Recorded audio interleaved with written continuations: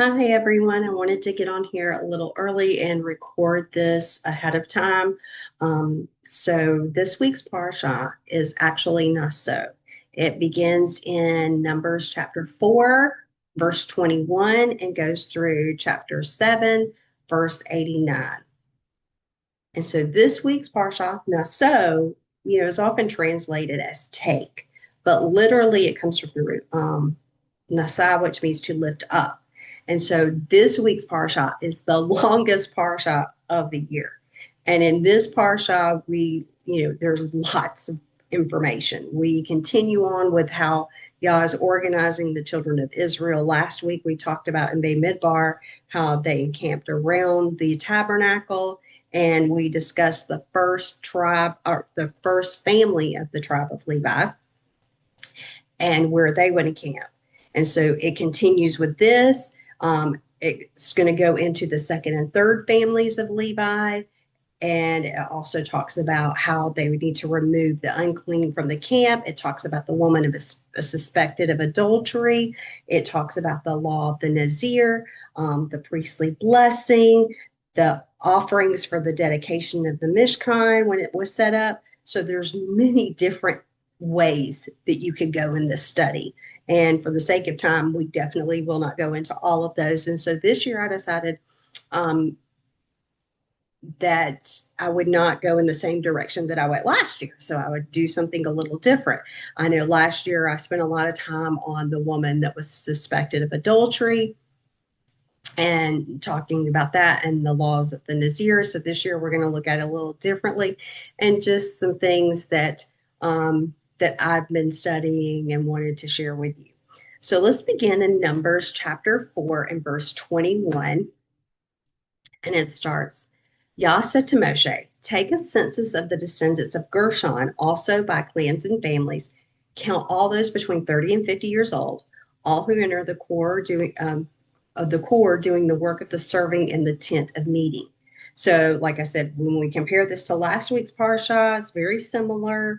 They're both about the counting and the taking of the census. And last week we did the first family, the Kohathites of the Levites. And then this week we're going to look at Gershon, okay, and Merari. So in verse 24, it says, the Gershon families are to be responsible for serving and for transporting loads. They're to carry the curtains of the tabernacle, the tent of meeting, its covering, the fine leather covering above it, the screen for the entrance to the tent of meeting, the tapestries for the courtyard, and the screen for the entrance to the courtyard of the tabernacle and around the altar, along with the ropes and all the utensils needed for their service.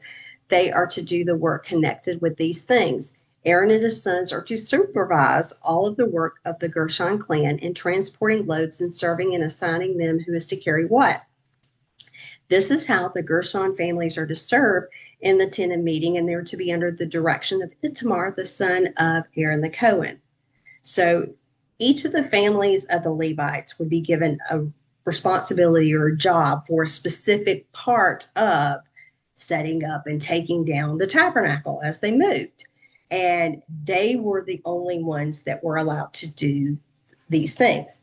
And, last week's parsha, we talked about how, Aaron's sons are the Kohanim, they're the priest. And so we've got to keep drilling our brain. Not all Levites are priests. Not all Levites are priests. Not all Levites are Kohanim. Just like not all of the tribes are Judah. Not, Judah's one tribe, but not all of the tribes were not Judah. Just like not all tribes are priests. And Yah chose specifically who he wanted to be priest and who he deemed would be acceptable. And even though, when we think about Gershon and the Kohathites and Merari, they were Levites, but they weren't the priest. But they still had a role, a specific job to do.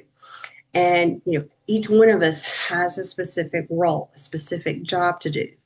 And we shouldn't be envious of another's role or job or position. The Gershonites were the ones that were responsible for carrying the tabernacle. So they were handling and touching those curtains, those tapestries. they were the ones who, the ropes, the things that were holding together there, they were actually moving those things, and they were able to come and, touch those things. So if you think about, everybody was able to bring offerings, but the Gershonites were the ones that were touching the curtains, the coverings for the tabernacle. They were the ones that could do that. And we see an example in 2 Samuel in chapter 6 of someone who tries to do something that they're not supposed to do. So if we look at 2 Samuel chapter 6, verse 6, this is when they're trying to bring the ark back to Jerusalem. It says, when they arrived at Nahon's threshing floor, the oxen stumbled, and Uzzah put out his hand to steady the ark of God. But Yah's anger blazed up against Uzzah, and God struck him down on the spot for his offense, so that he died there by the ark of God. And so think about what happened here. Here was a man who is trying to do something good. They're bringing in the ark of God, and they've got it on this cart, and the ox stumbles, and this ark's about to fall, and he reaches out and he touches it. And so even though people have the access to Yah, they weren't all allowed to handle or touch his holy things or him. And so, think about it. Uzzah he reached out. He looks like he's doing something good, but he touched something he was not supposed to touch. And, same thing. Here we have Gershon. He's able to handle those things. He's able to touch those things that others, they would die. Uzzah died for touching it. He wasn't supposed to. And so when you think about, here is a prime example of that, someone doing something they weren't supposed to do. And, on a side note, I got to think about the purification process for the Cohen, the priest, and their clothing. And, they were the only ones that could touch the holy articles and not die. That's why we see, they go in and they cover them with the material. They cover that with the blue. They cover it with the red. And then you have the Gershonites and Merari able to move and touch these things. They actually have to be covered. But the priests, the Cohen, were the ones that would be able to go in and actually touch those holy items. So if we look at this verse, and at the beginning, that first word, Naso, okay, that begins Naso et Rosh. In Hebrew, Naso means to lift up, but then we have the et, which is the Aleph and Tav. So the Aleph and Tav, that's an intranslatable word here. It is basically saying, okay, we're going to lift up, and we've got the Aleph and Tav, and then we've got the word Rosh, which is head. So you're lifting up what as head? You're lifting up the Aleph and the Tav. Well, who is the Aleph and the Tav? Who is the first letter and the last letter? Or as they said in Greek, the Alpha and Omega. Okay, so we are to lift up the Aleph and the Tav as the head. Now, the Hebrew word for head is Rosh. Okay, Rosh is written Resh Aleph Shin. Okay, Resh Aleph Shin.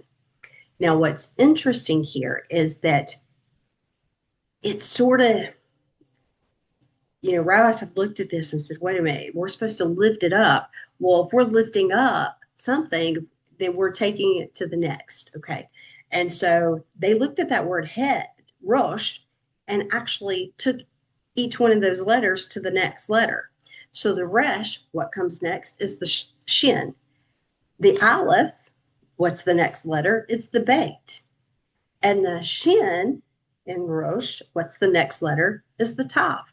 So instead of having Rosh, they said, okay, well, if we lift that word Rosh up and we replace it with the next letter, we have not Resh, Aleph, Shin, we have the letters Shin, Beit, Tav. Well, what is Shin, Beit, Tav? Well, what happens when we raise up the Aleph and Tav? When we raise up the head of that word, we're getting the word Shin, Beit, Tav, which is Shabbat. not only are we to raise up the Aleph and Tav, but we're also to raise up the Shabbat. It is something that is very important. It's very important to Yah. And it's so important that it was established at the creation week, but it was also the first feast that is mentioned, or the first Moedim. Now, if we look at Gershon, Gershon's name is really interesting because Gershon's name actually is Ger, which is exile. Okay. It's really talking about exile. Gershon comes from the root garash, which means to drive out or to expel or divorce.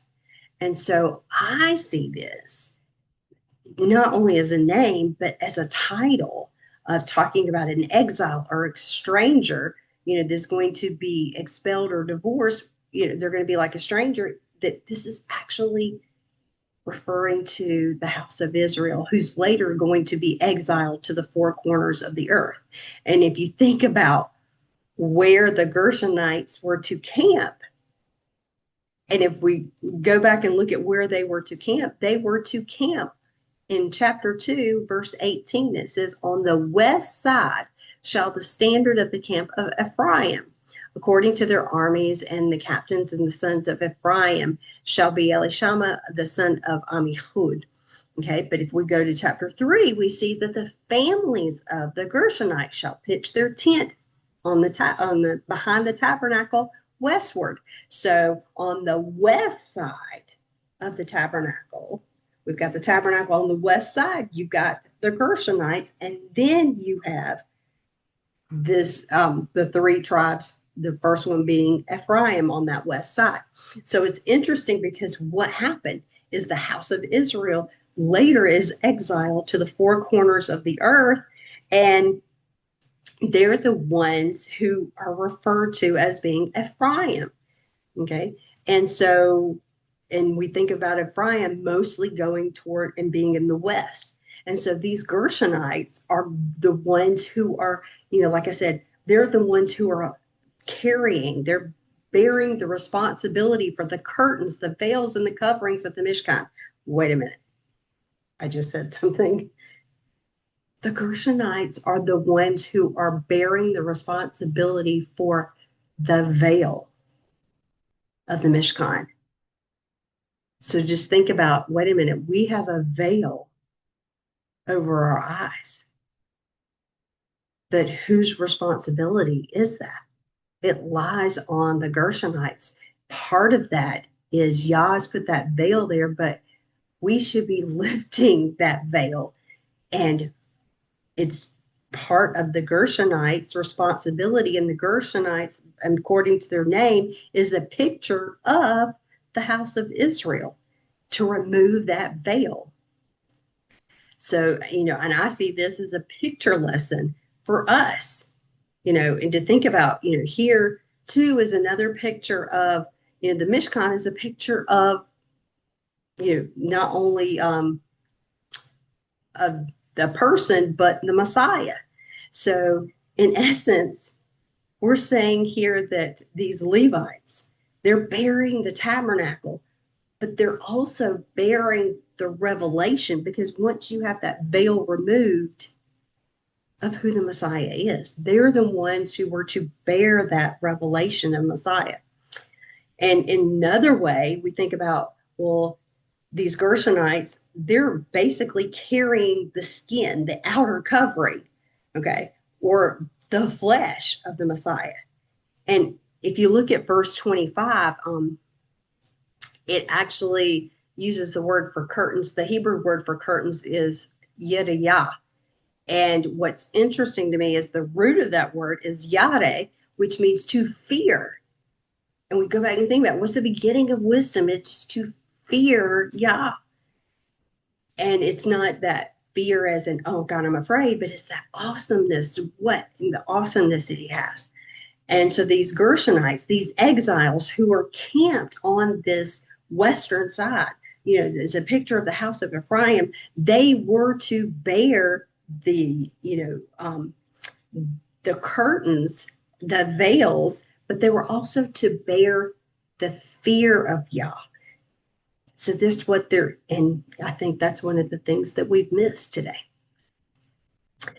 Okay, so going on to the third family. The third family of Levi is that's listed is Merari. And Merari's name means bitter. And what's interesting to note here is that let's look at verse 29. Okay. As for the descendants of Merari, take a census by clans and families. That's the way one of the versions reads that. I'm going to go to another version and read it just a second because I want to look at how it words it differently. Sorry, I did not have up my Bible software program. And so it is taking a minute to pull up.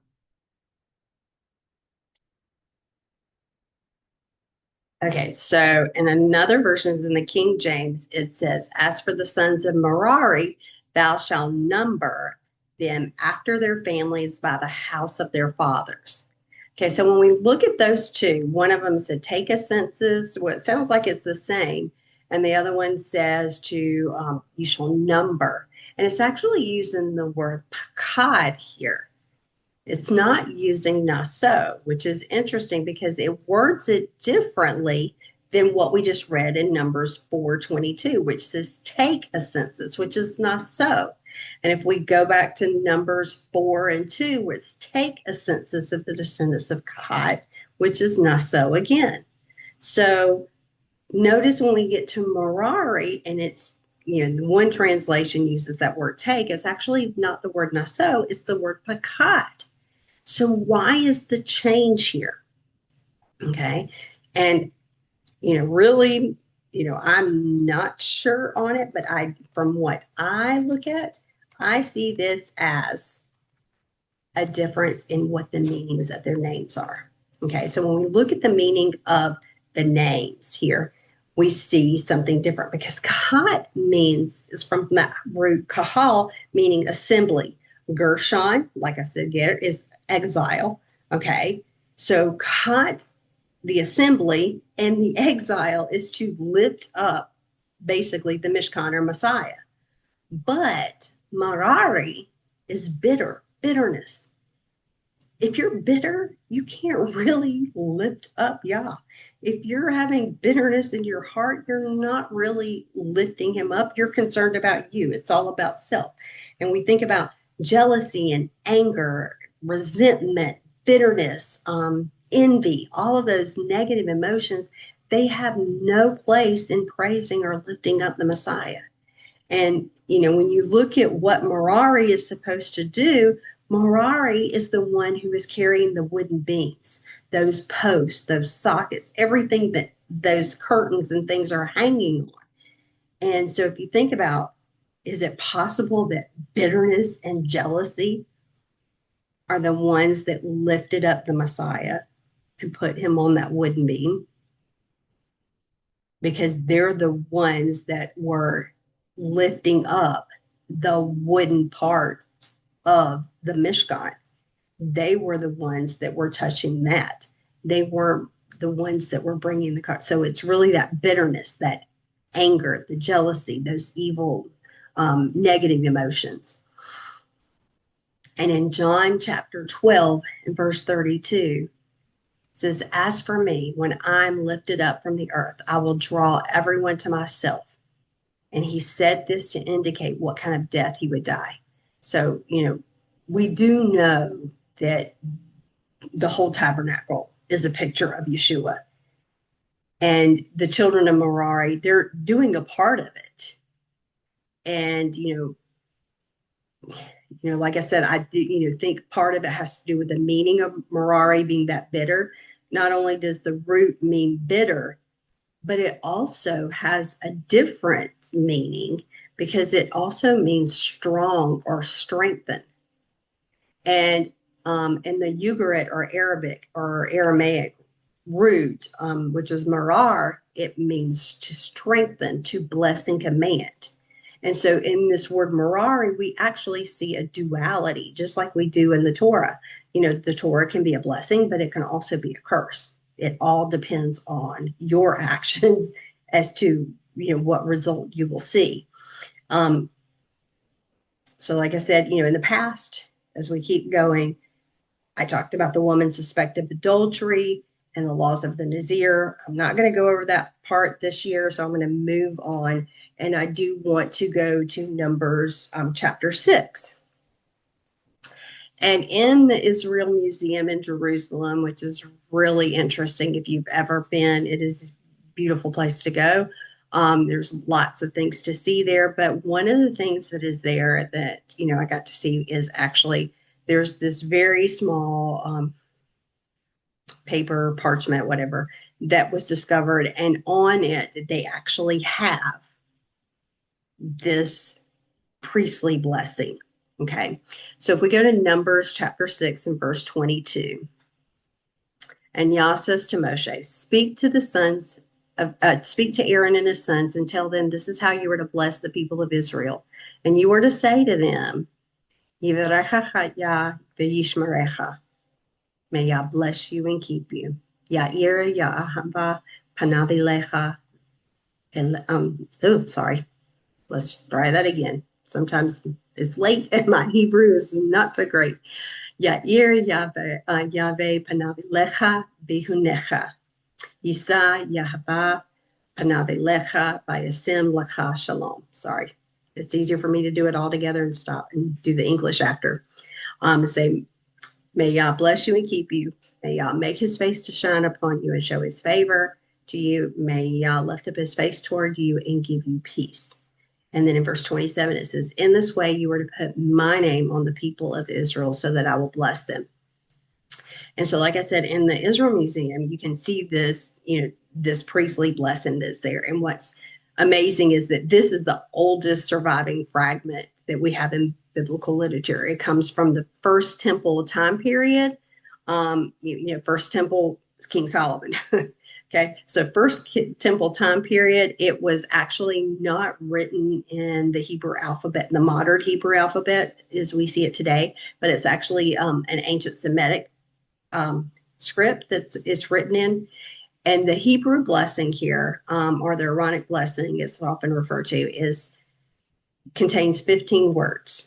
And 15 is an important number because when we're writing 15, because remember in ancient times before we have these numbers that, you know, these Arabic numbers that we use today, they would use the letters. The letters themselves have a numerical value.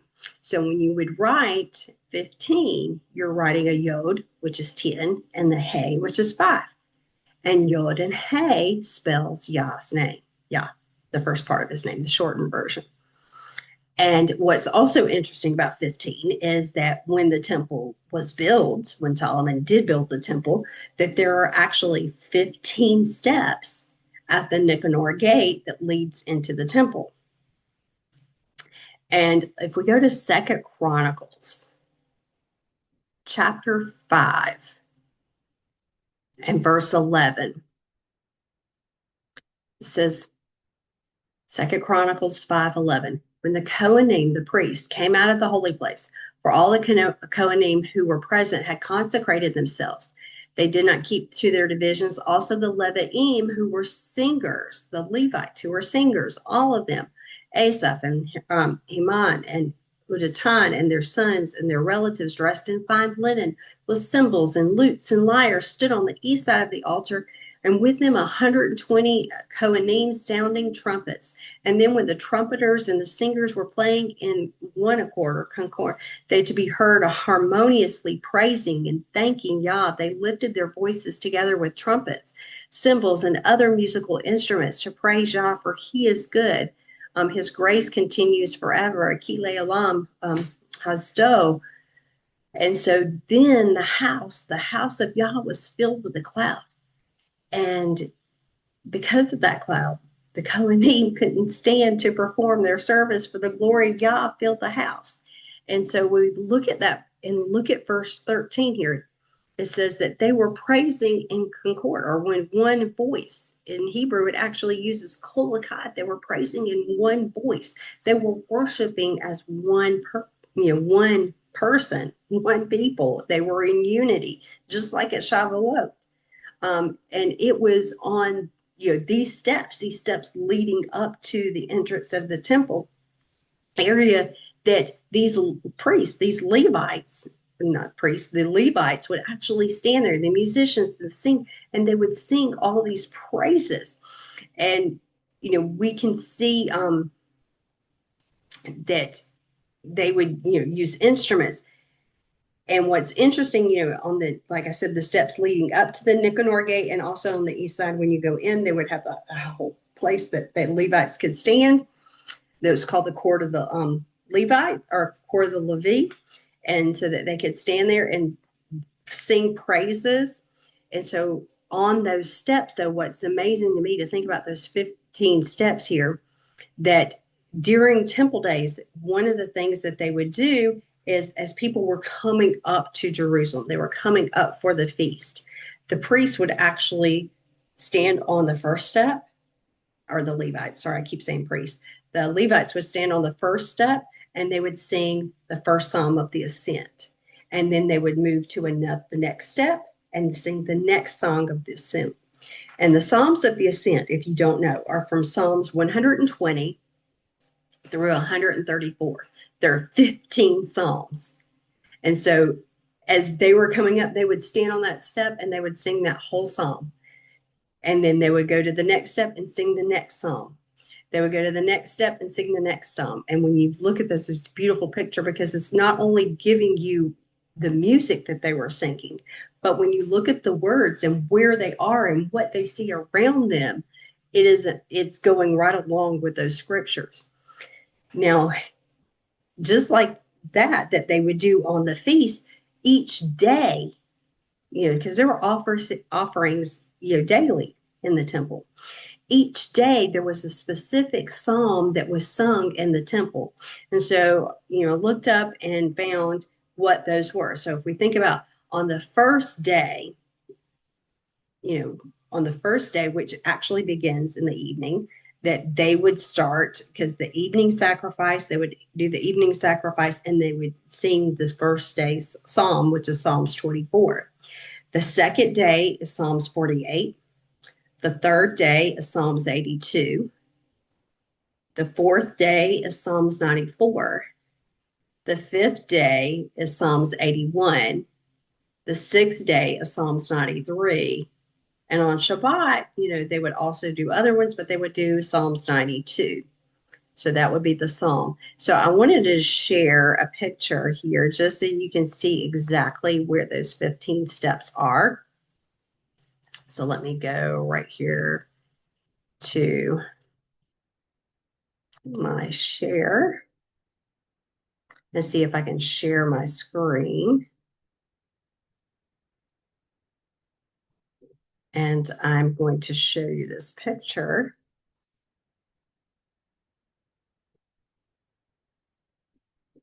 Okay, so I'm sharing my screen here. And so look, this is just a picture I found online of the temple. So you can see the temple area over here, Solomon's stables, things. So you can see the different gates that are coming in. You can see here's the courtyard of the women. There's the big 4 menorahs that are in the courtyard of the women here. You have the lower Sanhedrin here. This is the 15 steps. This is the Nicanor gate that leads in. And then you have the court of Levites right here. And the priest, of course, could go into the holy place, and the high priest into the Holy of Holies. So, but just so you could see those steps where they would stand and sing. And then they also have a platform in there that they would actually stand, the Levites, and sing praises. But I wanted to give you that image so that you could see what it looks like. Now, like I said, that this priestly blessing, going back to the priestly blessing here now, the priestly blessing we see in number 6 has what they say are 3 different blessings. It's actually 3 different parts here. Okay. May y'all bless you and keep you. may Yah make his face to shine upon you and be gracious to you. And the third one, may Yah lift up his face upon you and give you peace. And what's interesting is about the structure of these. Because when you look at these structures of this blessing, these three blessings, that we see that the first line, the first blessing, may Yah bless you and keep you, in Hebrew, not in English, but in Hebrew, it has three words. Okay. And those three words, okay, have a total of 15 letters. Okay. Now, if we look at the second blessing, may Yah make his face to shine upon you and be gracious to you. In Hebrew, it has 5 words. And when you look at how many letters it has a total of 20 letters.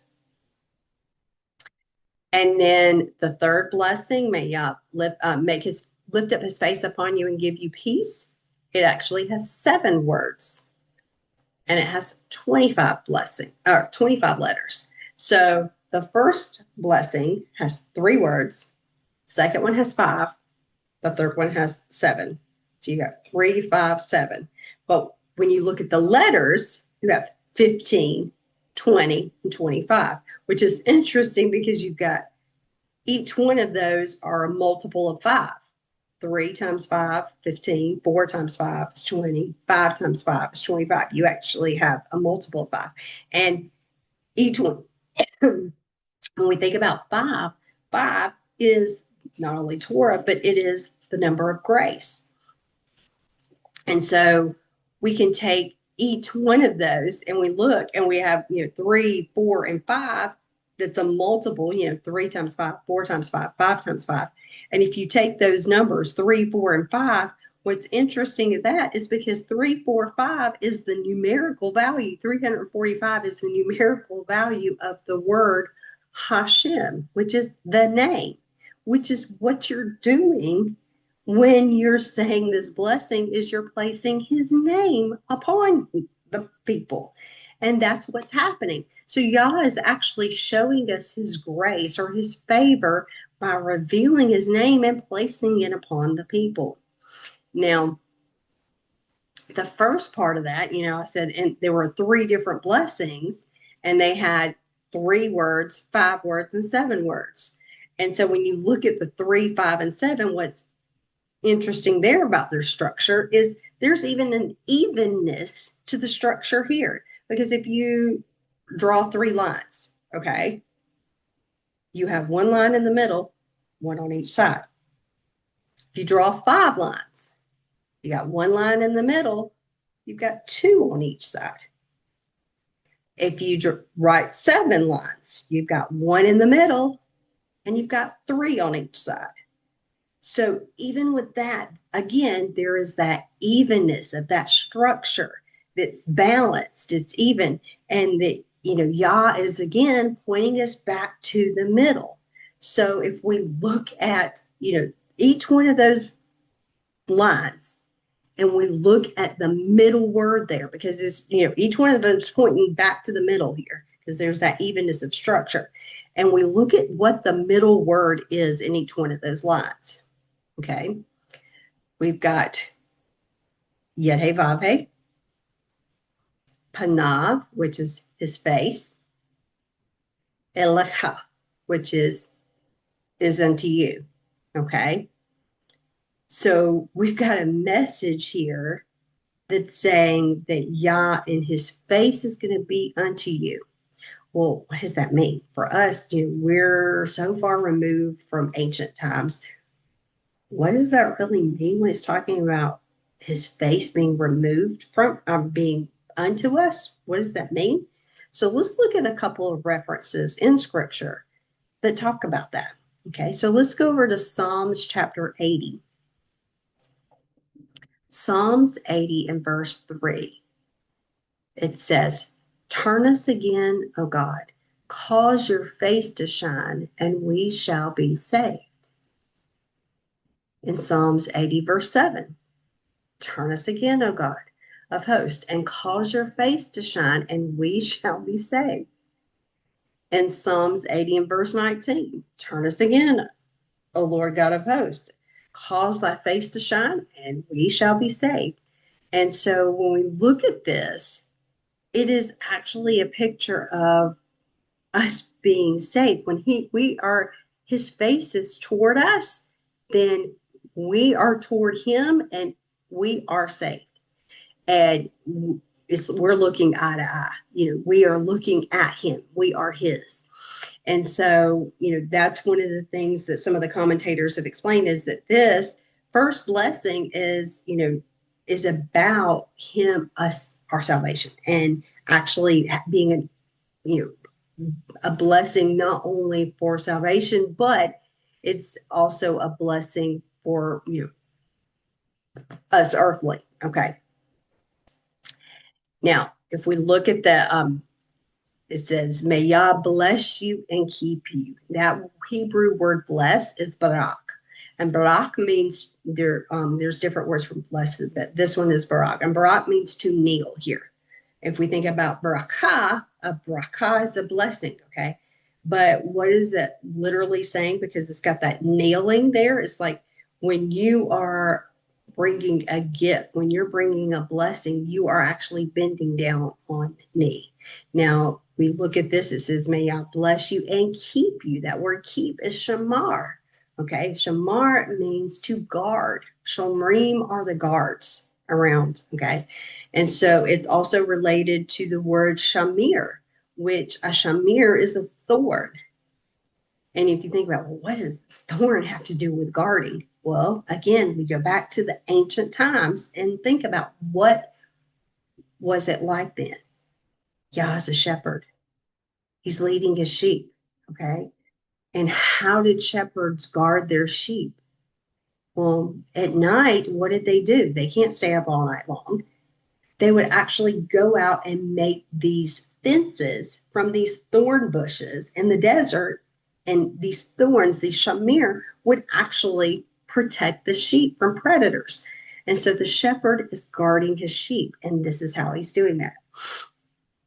And so when we look at the meaning, the depth of this prayer, we can see what Yah is actually saying. He's giving us more than just saying, oh, may the Lord bless you and keep you. He's saying, may the Lord bless you. I'm bending down. I'm bending down on my knees and giving you a gift. And I am going to keep you. I'm going to build that hedge around you, like that shepherd does with his sheep. I'm doing that before you. I'm giving you that hedge of protection. Now, if we go on to the second part of the blessing, may the Lord make his face to shine upon you and show you his favor. Again, like I said about that face, turning his face toward you. Well, this is intimate because you're looking at him. You're in contact with him. His face, you're face to face. In Deuteronomy 5 and 4, says, Yah spoke with you, talking to Moses, face to face, okay, from the midst of the fire. And, when we think about, he's speaking to him. There is an intimate relationship here. And it says, may I make his face to shine. That word shine is or, which is light, which takes us back to the very beginning, which points us again to Yeshua, because remember in Genesis 1:3, let there be light, and light came to be. And this wasn't the light of the sun, moon, and stars. This is before that. And remember, Yeshua tells us that we are a light. We're to be that light. We're to be that light. We shouldn't be hidden.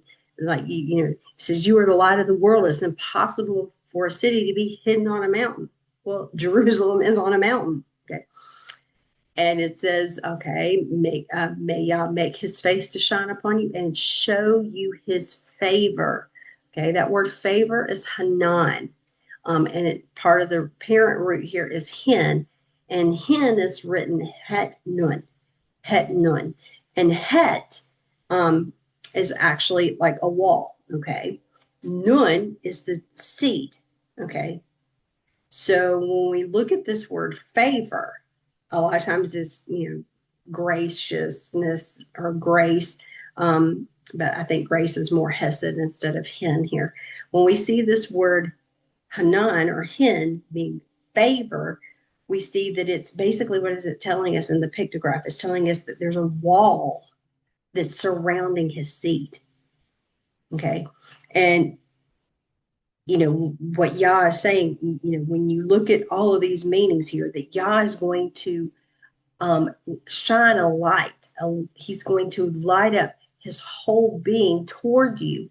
And he's doing this to bring, so that you can be a light to everyone else around you, that you're not hidden. You're going to shine. He's going to light up his light toward you, and you're going to reflect that light to others. And he is going to be a wall around our seed.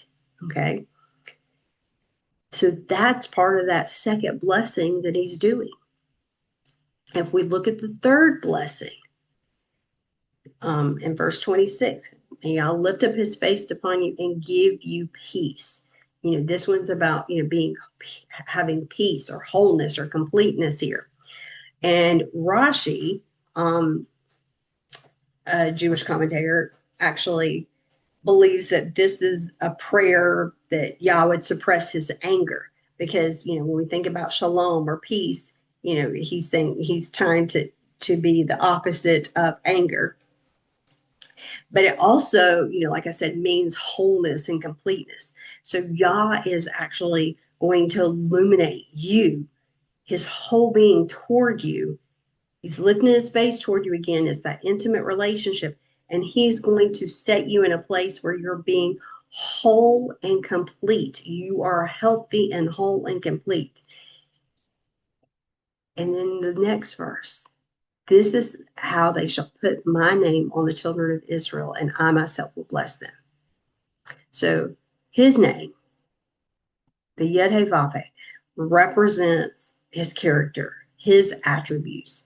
And that's what's being placed on the people, and just like, in the very end, Revelation chapter 22, we see that, in verse 4, it says, and they shall see his face. They're going to have that intimate relationship, and his name will be upon their foreheads.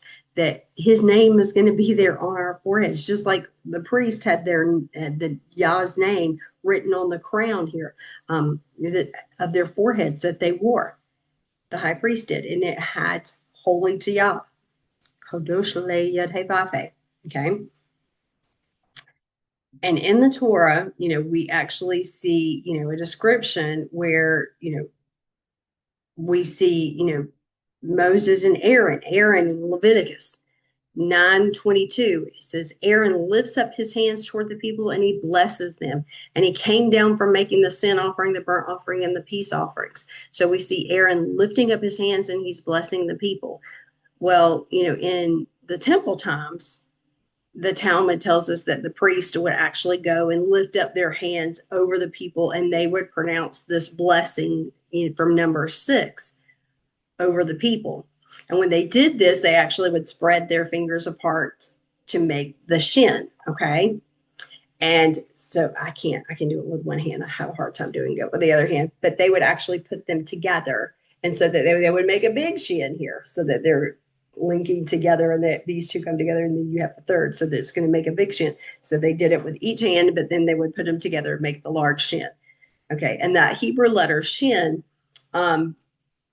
is standing for El Shaddai. If the mezuzah that's on our house, it has a shin on it. Most mezuzahs will have the letter shin on it, because it is standing for that Shaddai. Shaddai being, the one who sustains us.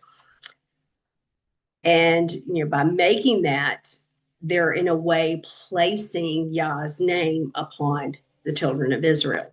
They're holding it over. And even today in Israel, you will see the Birkat Kohanim, the priestly blessing, is done at the feast. And, usually down at the wall, they would go down there, and you have only those that are documented line of the Kohanim from priests that are allowed to go up on the platform, and that they would stand up there, and they are allowed to give the public blessing over the people, and only they are allowed to do that. So that is something that is done today. At the feast, you would see that public reciting of the Berkat. Now, as we move on into the next part, I want you to remember some things, because this is where, I could get off a little bit. And to think about Yah is the creator, and he is the creator of the heavens and the earth. Hasatan does not create. He can profane, he can pervert what Yah's created, but he doesn't create. And sometimes, because we're ignorant of things, and I'm ignorant of things, there are things that we can't explain. And sometimes when we can't explain them, we go off down a tangent and we will actually come to a wrong conclusion and have to turn around and come back. Or, sometimes when people can't explain things, they'll just say, oh, well, that's just of the devil. That's Satan. And when it's actually not, it is just because we don't necessarily have all of the facts and we're missing a piece. And it may lead us to draw a conclusion that's not correct, or we're actually saying we don't understand it, and that's just something of the enemy when it's not. So when you think about, Hasatan is so adamant against, the people, the language, the culture of Israel. Okay. And throughout history, he's tried to destroy, the people, the language, the culture, the land of Israel. He's tried to do that. But today we see things are a little different. The land is blossoming and blooming in Israel. There are many who are being led back to the culture and the lifestyle of Israel. There are people that survived. They weren't destroyed. The people survived the Holocaust. And not only that, but then the language, because Hebrew as a language was a dead language. And from what I've seen, it is the only dead language that has ever resurrected. And so when we think about, a lot of times people are like, yeah, with that, you don't have to worry about learning Hebrew or whatever. God hears us when we're praying. Yes, he does. But this is his language. He even spoke to Paul in Acts in Hebrew on his way to when Paul has this encounter. It says that God spoke to him in Hebrew, not in Greek, not in in Aramaic, not in Latin, not in English, not in Arabic, whatever language, spoke to him in Hebrew. So this was the language he chose. This was the language that there's so many intricate little meanings that are hidden layer upon layer that we begin to uncover as we pull things apart, not only within the letter itself or the pictograph, but within the numerical values. And we look and see how Yah orchestrates and works all of these things together, and only he can do that. It is, we can't sit down and try to figure out how to manipulate and get all of these pieces to fit together, and he does. He is able to do that, and it is only him. So, with thinking about what we were reading with them and the priests, that these 15 steps, and as they're going up into the temple, they're singing these psalms and then they're placing Yah's name. In number 6, we're reading about placing Yah's name on the people. It sort of led me down this other path and thinking about, well, what about all of these words? What about the language? What about Hebrew? What about things that we're speaking? And in Zephaniah, 3 and 9, this is where he says that, for then I will change the people so that they will have pure lips to call on the name of, they're going to have pure lips, a pure language to call on the name of Yah, all of them, and serve him with one accord. Think about the priests that were going on the steps, and it's like, when they were in one accord, they were singing, even though there were 120 of them, they were singing as one. Okay, they were all in one accord. And so here I think that this pure language, these pure lips, is talking about Hebrew. And you think about even, at the Tower of Babel, when they were in one accord there, they had one language. But then what happens? They were in it for themselves. They wanted to make a name for themselves, not place Yah's name on them, but they were out to make a name for themselves. And so that Yah dispersed them and changed the languages and just, did many languages there. And so here we are, now near the end of time, and we're at the end, and it is like, in the beginning of the Tower of Babel, they were united, and then they end up being dispersed for the languages. Now we've been in this dispersion. We're dispersed. We have these many different languages, and there's this promise that we're going to return and be restored to one language, one language. And, that language, like I said, I believe is Hebrew. And that's why there's such an interest now with people not only learning Hebrew and learning how to write and read Hebrew, and just understanding what it means. And like, I just have like right here, one of my Hebrew books, and about learning Hebrew, and, going through the conjugation and looking at, even the binyans of how the verbs are conjugated in Hebrew and the different forms. Why is there such an interest in that? Because what's happening, and I heard a teacher say, Rico Cortez, say that, Yah's preparing to return. And when he's preparing to return, he wants his bride to be able to understand him. He's preparing his bride so that she will understand his language. And so this, led me to, okay, well, wait a minute, let's look at this. Thinking about, we're talking about speaking and language and sounds here. Language is a sound. This world, this earth, it was through that spoken word that Yah created this cosmos, this earth. And we're told that words have power, they have meaning. In Proverbs 18:21, it says the tongue has power over life and death. Those who indulge it must eat its fruit. And do we really understand the power that we have, the power that is there? Not only is it just the power of our words and watching what we speak and not speaking negative and lashon hara, but it's also our worship. Because think about, even with the Battle of Jericho, that it was through sound that the walls of Jericho came down. In Joshua chapter 6 and verse 20. So the people shouted with the shofars blowing, and when the people heard the sound of the shofars, the people let out a great shout, and the wall fell down flat, so that the people went into the city, each one straight ahead of him, and they captured the city.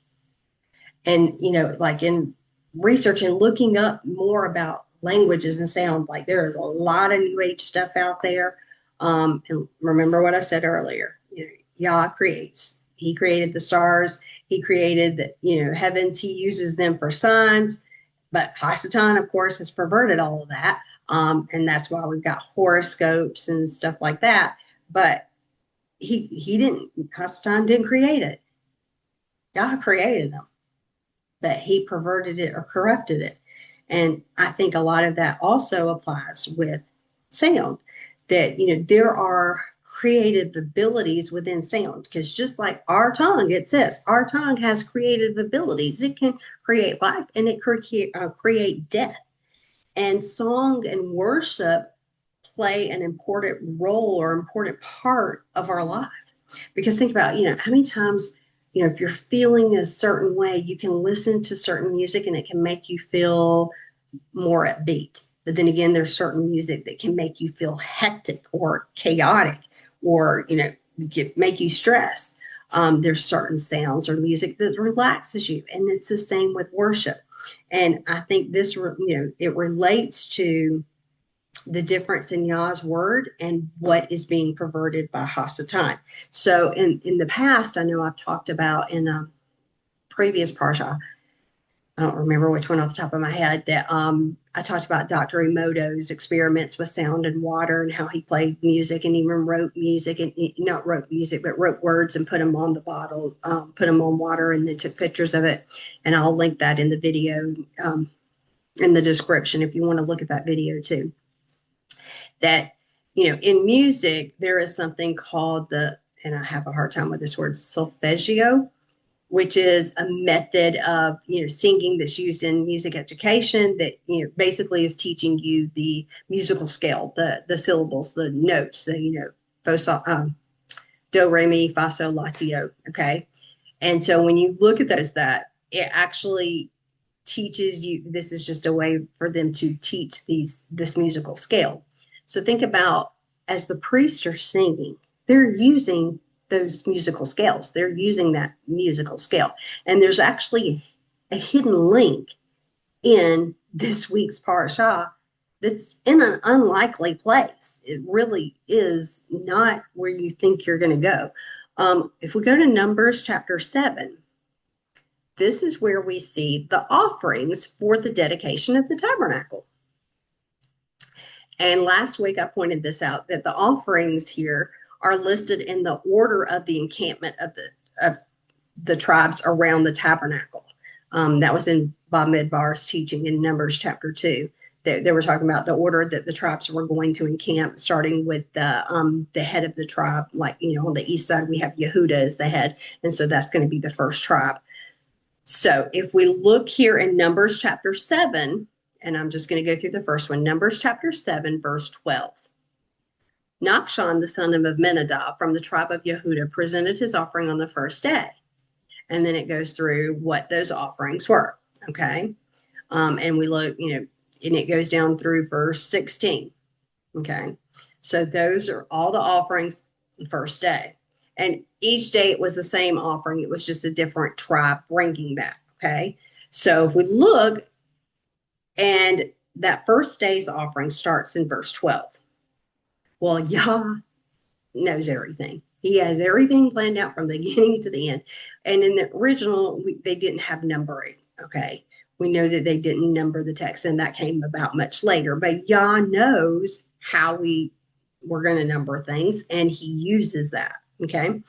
So if we look at verse 12, starting in verse 12, and we count every 6 verses, because that's where the next offering is going to be.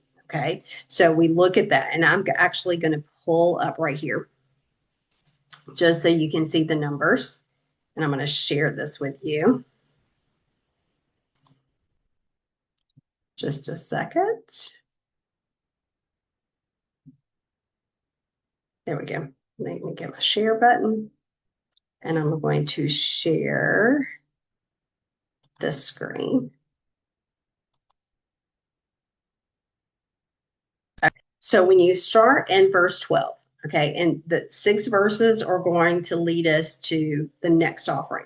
So the first offering starts in verse 12, and we take and look at this, and we can break this number down into its root form, its most basic form. So 12 is made up of 1 and a 2. So 1 plus 2 is 3. Okay, so the most basic form is the number 3. Okay, we go 6 verses down, verse 18, we see the second day's offering. So 18 is 1 plus 8, which gives us 9. So that 9 is the basic form there. So we've got 3 and 9 are the basic root form number.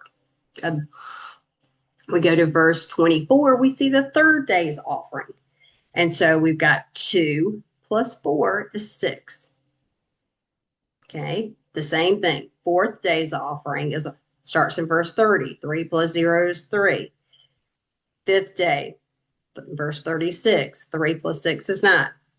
Sixth day, in verse 42. 4 plus 2 is 6. And then we've got the seventh day, we've got 48. 4 plus 8 is 12. Well, wait a minute, that's still two numbers. So 12 is made up of 1 plus 2, which brings us down to 3. So the root form number is 3.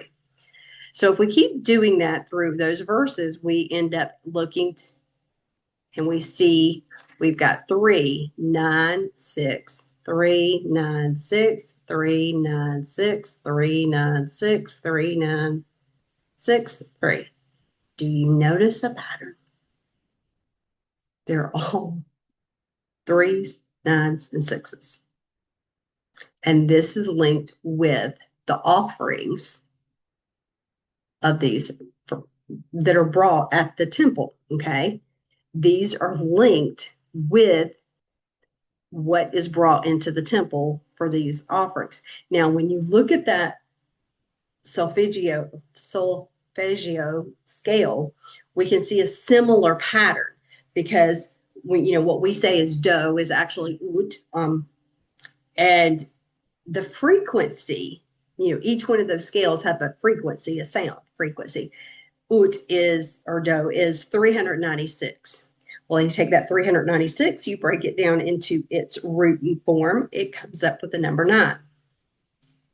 Re, 417, you break it into its root form, it's 3.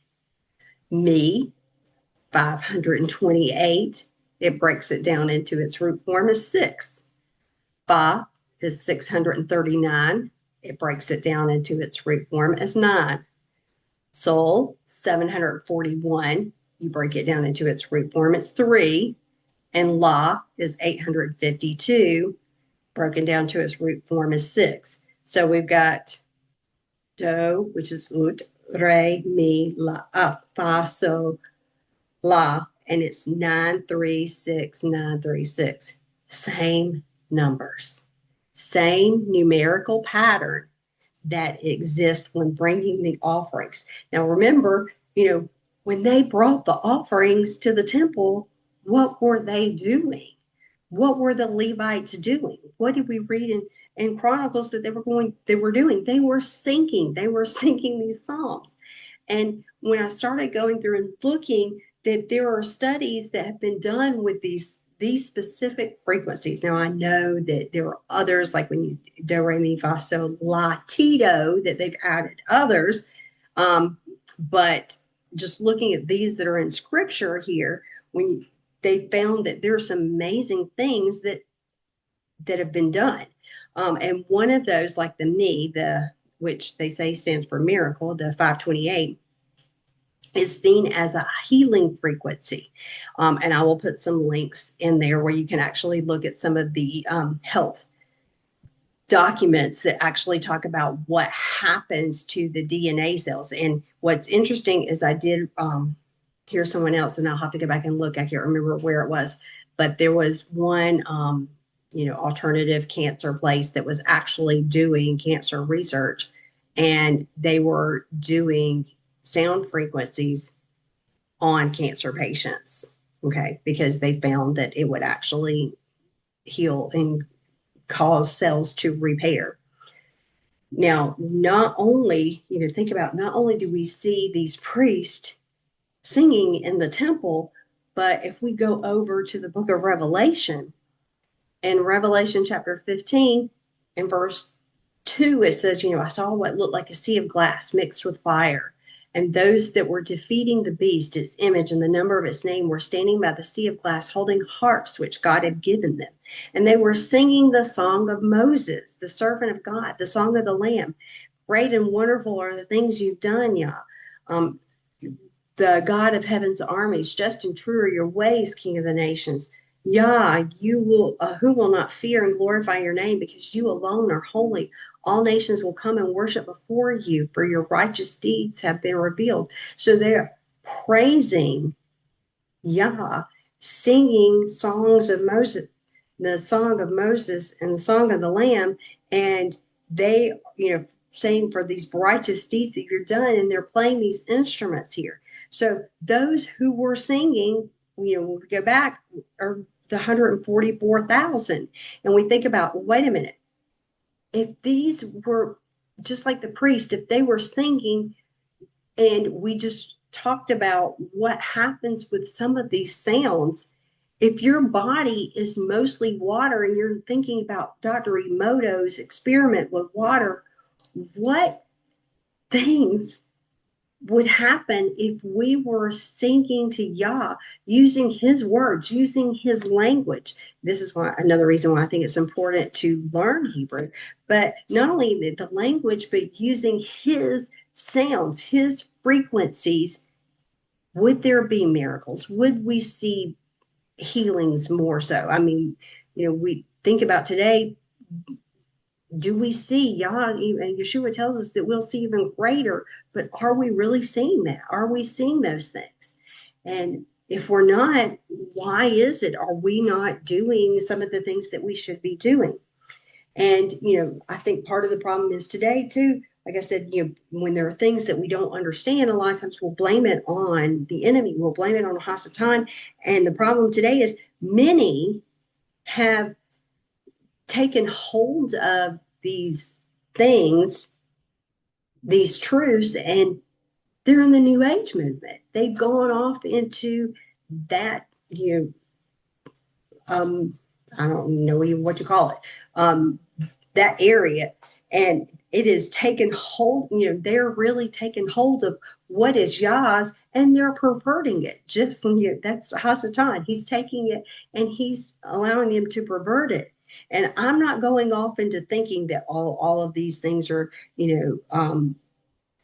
going to do all these things, these healings or spiritual things that are happening. But what I am saying is that we need to reclaim what is Yah's. We need to take what is his truth, and bring it back into our lives, back into our health and our well-being, our words, our language, our sounds, our music that we're listening to can be life or death for us. And this is why, think about how much more, to think that, what we're listening to, what we're saying, and how, just think, sometimes we think about, oh, well, that's just, that's just new agey. How many times have you sat in a car and somebody pull up behind you or beside you and they're blaring this music and you feel it? Your body literally feels the vibrations, and you're not even in the same vehicle.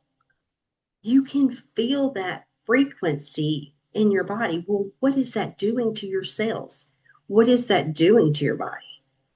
Okay, because we clearly, if you go back to Dr. Emoto's video, you can see what certain sounds do to cells. Your water, what does it do to water? Some of it, actually looks like just chaos. And then some of it, if it is those, what they found that were good sounds or good frequencies, they made these crystalline structures, the hexagon shape.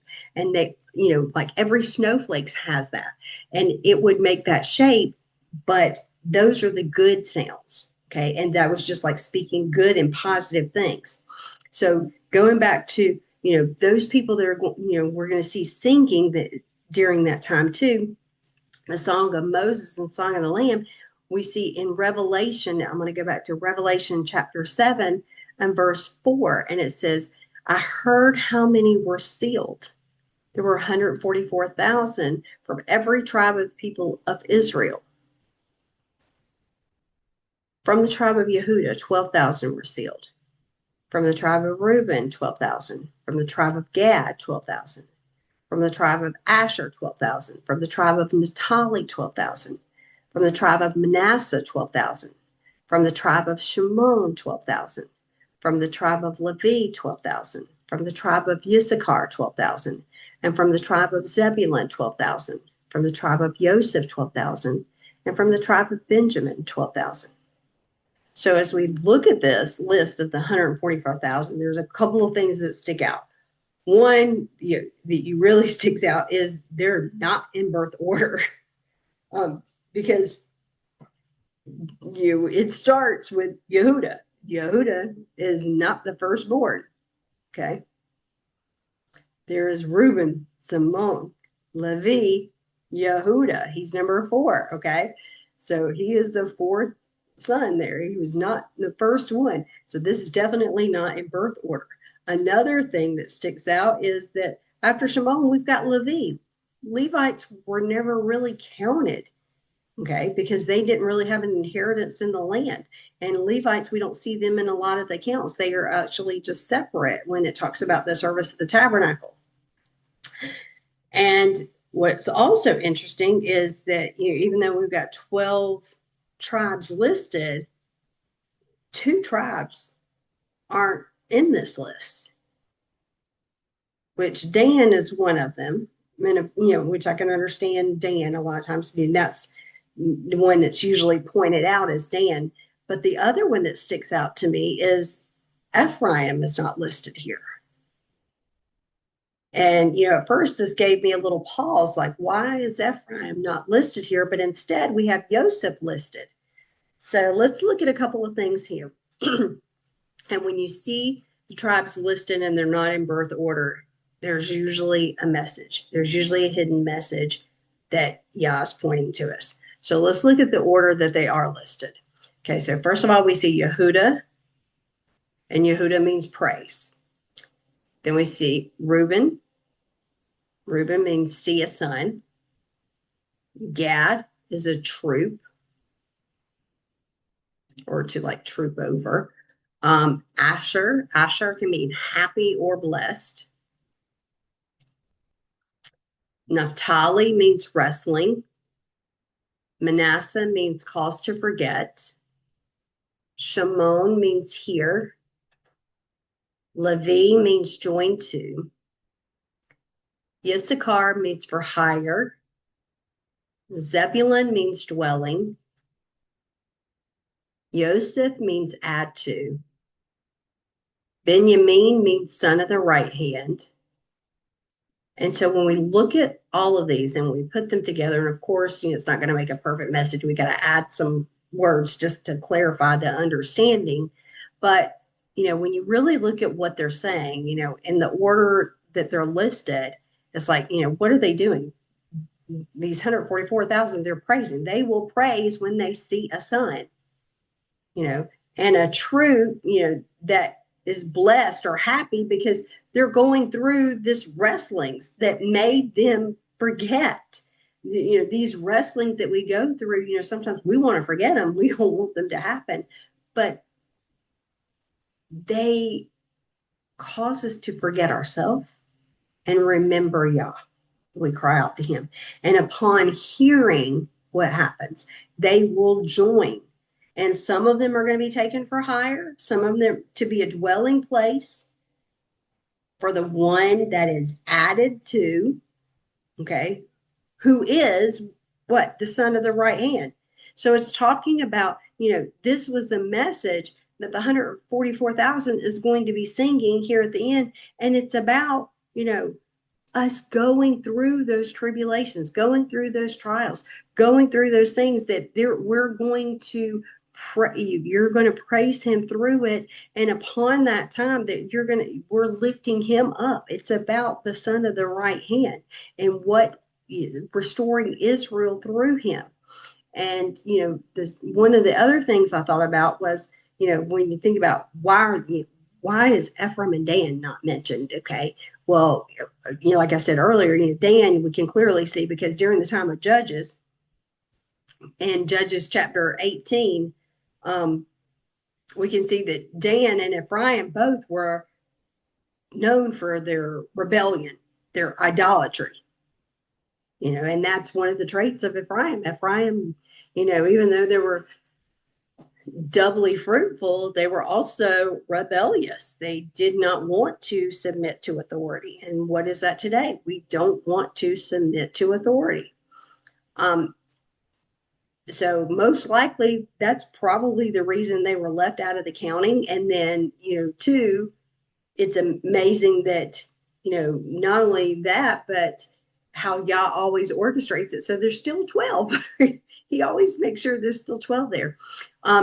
And another thing is in 1 Kings chapter 12, verses 25 through 33, Ephraim was the lead tribe that basically defected from David's kingdom. And, it really is they were the ones that were resulted in helping split the kingdom. And after Solomon definitely sinned and, the kingdom was split into the southern and northern kingdom, in 1 Kings 12 and 25, it says that Jeroboam built, Shechem in the hill country of Ephraim. And that was a fortified city that Jeroboam built his palace.